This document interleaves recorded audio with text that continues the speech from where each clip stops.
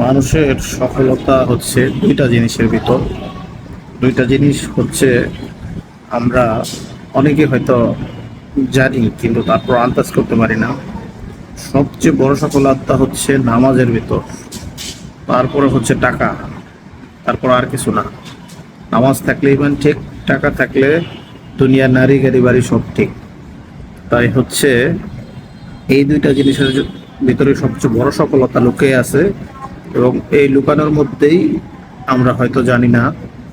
অনেকে আছে শুধু টাকার পিছে ছুটে, শুধু টাকার পিছে ছুটে লাভ নেই। আগে নামাজ ঠিক করতে হবে আমাদের, তারপরে কিন্তু উচিত টাকা। এই দুইটা মিলেই সফলতা, কোনোটা বাদ দিয়ে কোনোটা সফলতা না। ঠিক আছে? কারণ হচ্ছে টাকা ছাড়া মানুষ অসহায়, নামাজ ছাড়া মানুষ এর চেয়ে বড় অসহায়। তাই হচ্ছে আগে নামাজ, তারপর টাকা।